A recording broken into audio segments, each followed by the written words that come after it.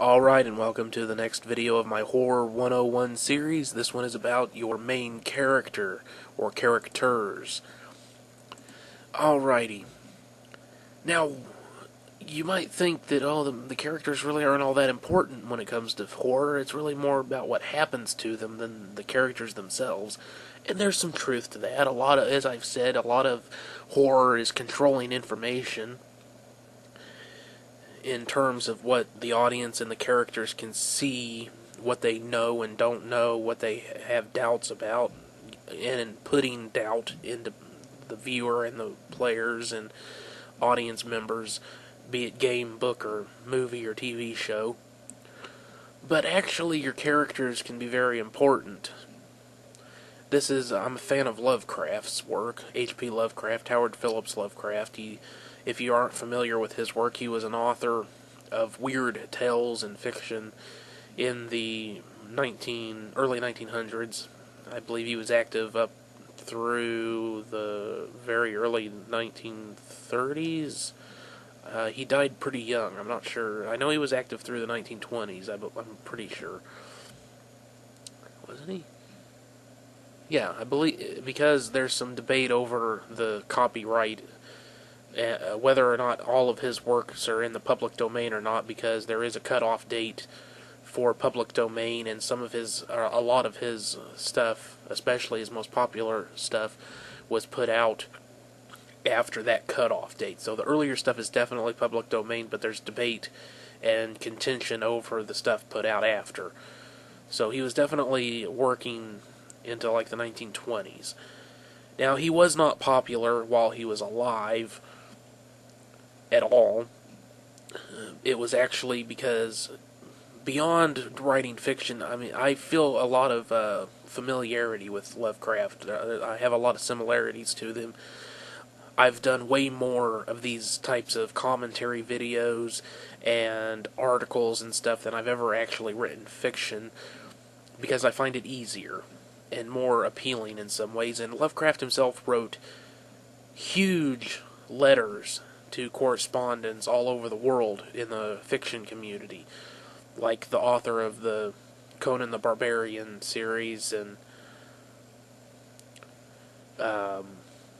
I believe the guy who wrote Psycho, and I believe it's Robert Bloch, I think. Is that right, Psycho? Yeah, was kind of a protege through correspondence of Lovecraft. I think that's right, Psycho? I'm pretty sure that's right. But it doesn't really matter. But he was in correspondence with a whole lot of people, and it was due to some of them that his work carried on outside of the era that he was publishing in. If they had not believed in his work so strongly, it would have just faded away and nobody would know about it, and we would have lost out on a lot of stuff, because he was a big inspiration to pretty much everyone who does horror these days. Like Guillermo del Toro, a lot of his stuff has a lot of strong Lovecraftian elements. So like Hellboy has a lot of Lovecraftian elements to it.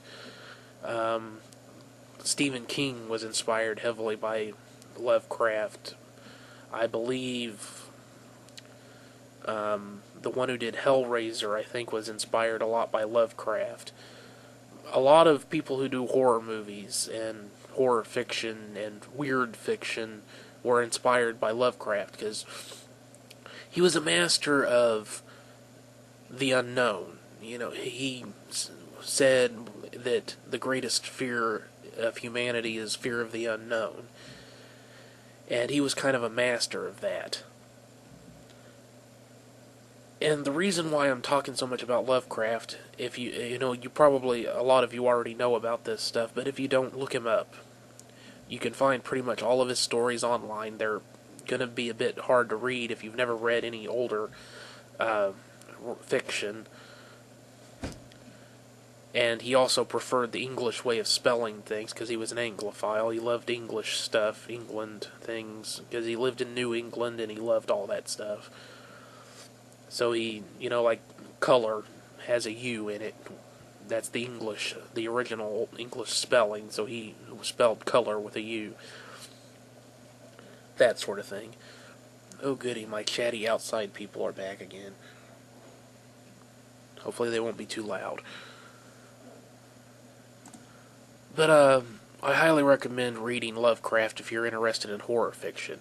Now, again, the reason why I'm bringing him up specifically on this particular video is, pardon me, because of his use of characters. Because what he tended to do with his characters was that they were almost always knowledgeable people. We're talking detectives, professors, antiquarians, which was an old school version of archaeologist before archaeology was really established as a discipline. Historians, people of knowledge and learning that he identified with, as well as I do. Authority figures, if you will.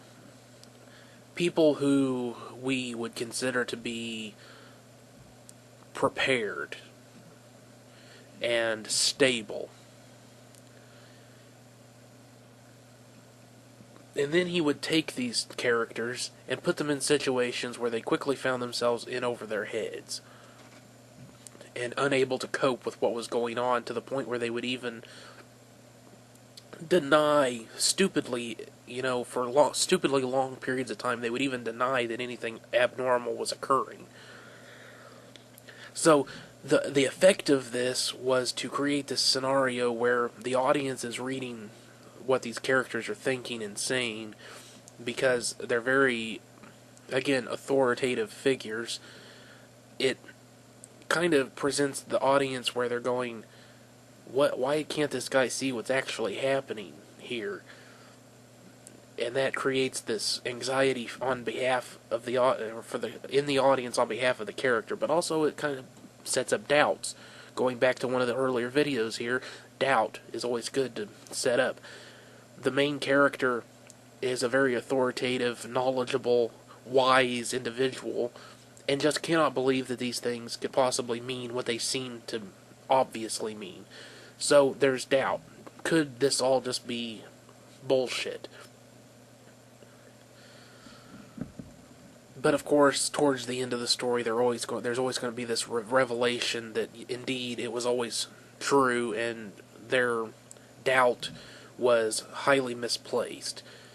And suddenly this person that, through the course of the story, because of their authority, their knowledge, their wisdom, we have come to kind of place our faith in, all of those attributes are kind of shattered to a degree, which is where a lot of the horror of his stories comes from, is seeing these people that through the course of the story have been propped up as these father figures in a lot of ways, which I'm sure there's some psychological stuff going on there, because Lovecraft's father died when he was very young. But you have, as I said, these very wise, knowledgeable, authoritative father figure types who are struck down by a horrible revelation. And that is something that you can do in horror. I mean, it's done all the time in horror, by using police officers, detectives, people who have authority over everybody. Within the law, of course, but, anybody that has to do with authority, anybody that would be considered wise and stable and, that we could consider capable. That's the key to the whole thing, is that if you have a main character who is very capable, and then you put them in scenarios that stress them to the point of breaking, that is a way to create horror in the audience, because they are seeing this figure that they associate with, again, stability and capability and wisdom and strength and all these positive, safety-based attributes, and then we shatter that. Okay, and that makes the audience feel even more vulnerable. Okay? Now, the flip side of that is using characters who are vulnerable, which is usually the course taken by slasher flicks, especially anything that involves children. In this case, it's the horror is in fearing for a vulnerable character. You know they're not capable, that they're not going to hold up well to the brutality of this horror story, so you're afraid for them. Which is not really the same as causing the audience terror. You know, it's a type of terror. They're going to be afraid for the characters they're watching, hopefully. Unfortunately, that's where a lot of slasher movies fall down, is that it gets to the point where the characters in the movie are so cliche, you're kind of rooting for them to get killed just because you're tired of seeing them.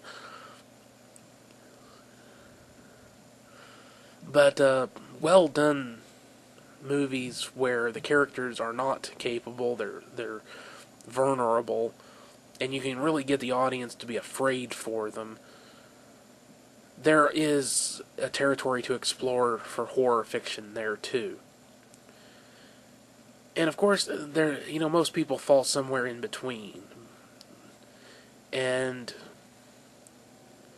just doing everyday people is good, because then you can really get the audience to identify with them. And although I'm not really a fan of getting the worrying about identifying characters that the audience can identify with, personally, I don't consider that to be a really important part of fiction. To me, it just isn't, because I don't really care about it, so I don't worry about it all that much. That's not really what I mean.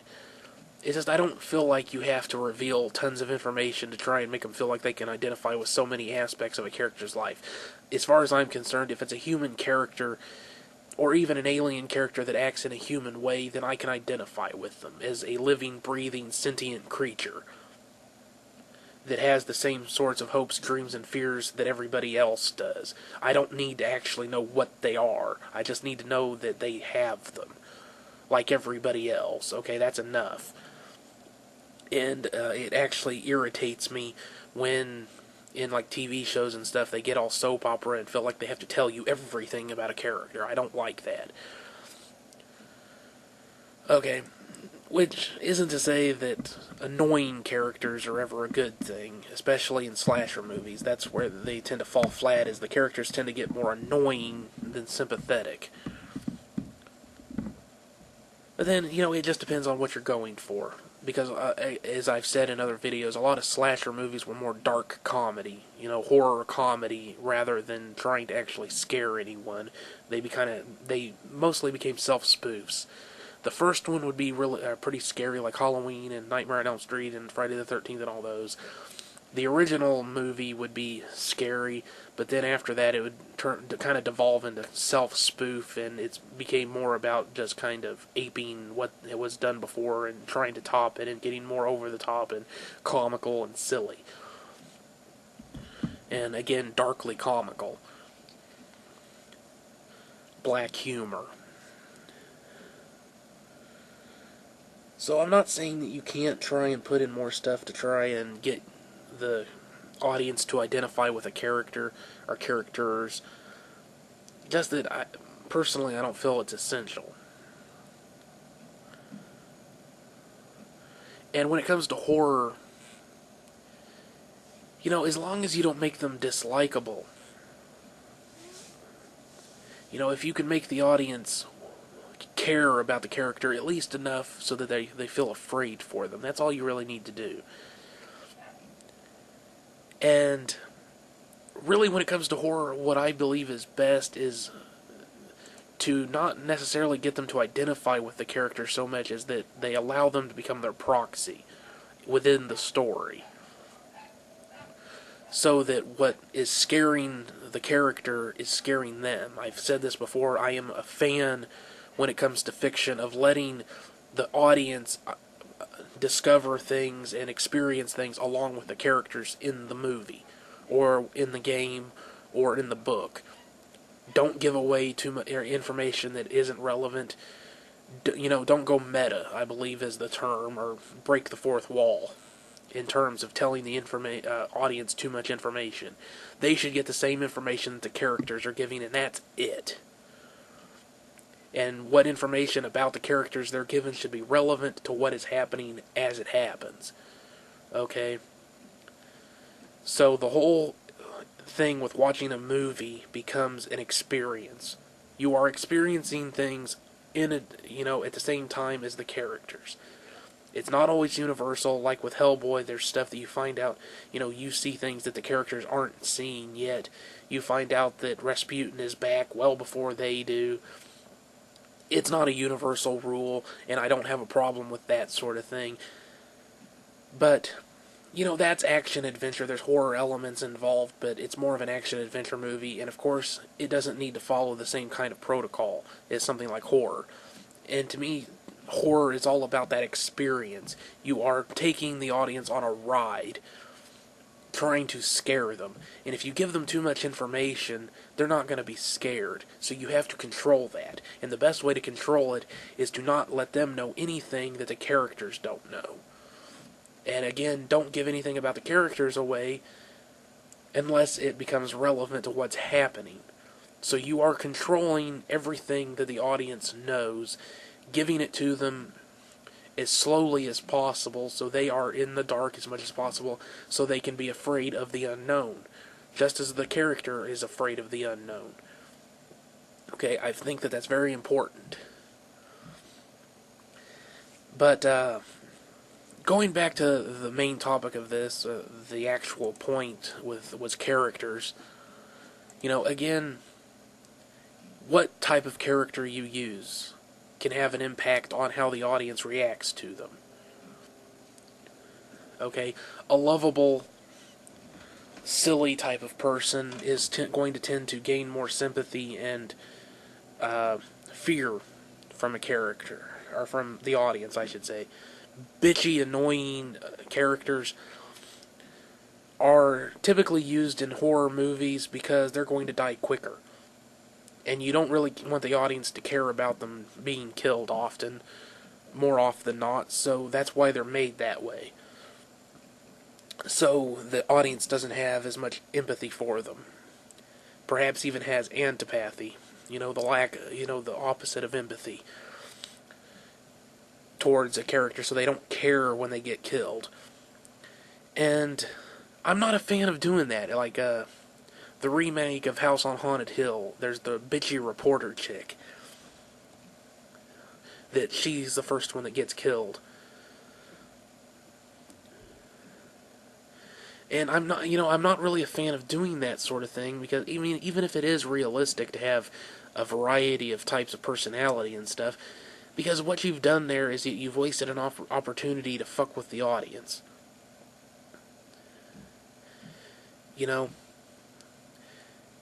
If you make her a nice, sweet little reporter lady, even, an older, like in the original, she was an older reporter that had issues, I believe. The original House on Haunted Hill with Vincent Price. But, if they had made that character more sympathetic and vulnerable, the audience would have cared a lot more when she was killed. And I don't understand why you wouldn't do that. If the whole point of horror is to scare the audience and take them on that little roller coaster ride of fear, relax, then you should use every tool at your disposal to get them freaked out and afraid, both afraid for what might happen to a character, and you do that by creating sympathy and empathy with the character, but also, like I said earlier on about authority figure type of characters, when something horrible happens to them and they lose that sense of invulnerability. Okay, that's really what I meant earlier on, is that you prop up a character to that they seem kind of invulnerable, like nothing could break them, and then you do break them. And that really will affect the audience strongly, as long as you've been good about building up their sense of their faith in that character. When you rip away that faith from them, it is frightening. So if you can get a combination of characters, at least one that has that feeling of invulnerability attached to them, that at some point in the game or the book or the movie or whatever, you can rip it away from them and make the audience go, no, no way, that's not possible. They couldn't have that happen to them. Okay, and then you have other characters that are vulnerable and they sympathize with. Okay, then you do that. I'm not saying you can't have a variety of personalities, but just having a bitchy character that nobody is going to like just so you can have a red shirt to kill off, I'm not a fan of that. It's a wasted opportunity as far as I'm concerned. So I think that wraps things up for characters in horror fiction. Let me go ahead and do my YouTube video, end of YouTube video stuff, and I'll go ahead and wrap it all up. Thank you very much for watching. Please hit that upvote button if you want to. It's appreciated, always. Leave any questions or comments you might have, and if you have any other topics about horror you would like me to cover, I'll do my best after I've finished up this series, which is leading up to Halloween 2014. And of course, if you watch this after then, I'll get to it whenever I possibly can, as soon as possible. Okay, I prefer that you leave negativity off of my video comment sections, because this is supposed to be about entertainment, having fun, and learning more about horror, listening to my point of view about horror. Maybe I'm sparking off some ideas in your own head if you want to do games and whatnot, movies, books, whatever. It's all about education, entertainment, enjoyment, pleasure, fun, good things, positivity. So if you have something negative to say, I would prefer you just keep it to yourself. And that goes doubly so for trolls, because I hate trolls, and if you try and fuck with me, I will fuck with you even harder right back. So try me at your own risk. And lastly, if you haven't subscribed to my videos yet, you need to do that so you'll know when I upload new stuff. Because I won't necessarily always upload things that you're interested in watching, but the only way you'll know when I do upload something you're interested in is if you subscribe. So you need to do that if you haven't yet. I'd appreciate it if you'd come by my website, acidbathproductions.biz. There will be a link in the description. Check it out. It's a forum, so have some discussions with me and other people there on the website. You can have some more in-depth discussions about this topic or others in a forum setting. So come by and check that out. And thank you one last time. Thank you very much for watching. I appreciate your viewership. I'll see you on the next one. Bye-bye.